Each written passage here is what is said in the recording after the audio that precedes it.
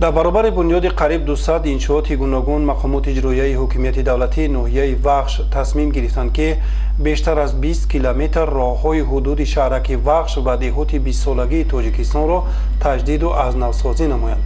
аллакай аз даромадгоҳи дарвозаи ноҳияи Вахш то дохили шаҳрак дар масофаи бештар аз 3 километр роҳҳо аз нав бунёд карда шуда, дар ду тарафи он бо сутунҳои оҳанин дастгоҳҳои равшannамоӣ насб карда шуданд. бунёди роҳ дар ҷамоати деҳоти 20-солагии Тоҷикистон ҷараён дошта рӯзҳои наздик бо сифати баланд ба анҷом расонида мешавад. бунёди дарвозаи даромадгоҳи ноҳия, роҳҳои сатҳи шаҳраки Вахш ва ҳудуди хоҷагии тухмипарварии кӯлоб, ҳамчунин равшannамоии ҳамин миқдор масофа аз ҷониби мақомоти иҷроияи ҳокимияти давлатии ноҳияи Вахш роҳандозӣ шуда, дар ҳамин замина бунёди майдони парчами давлатӣ ва иншооти маърифу тандурустӣ низ ба нақша гирифта шудааст.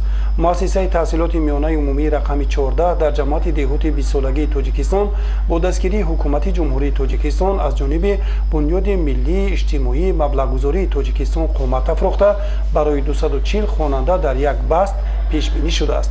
ба ҳамин монанд дар ҳудуди ноҳияи Вахш сохтумони беш аз 40 синфхонаи иловагӣ ҷараён дошта, маҳз бо кӯмаки падару модарон ва ҳиммати соҳибкорони ноҳия вазъи таълиму тадрис беҳтар гардонида мешавад. дар назди муассисаҳои рақами 17, 30, 21 ва 70 ноҳияи Вахш синфхонаҳои иловагӣ ба истифода дода шуда, боз то гиромидошти ин санаи бузургу таърихӣ 6 синфхонаи ҷадид дар шафати таълимгоҳи рақами 30 бунёд ва мавриди баҳрабардорӣ қарор дода мешавад.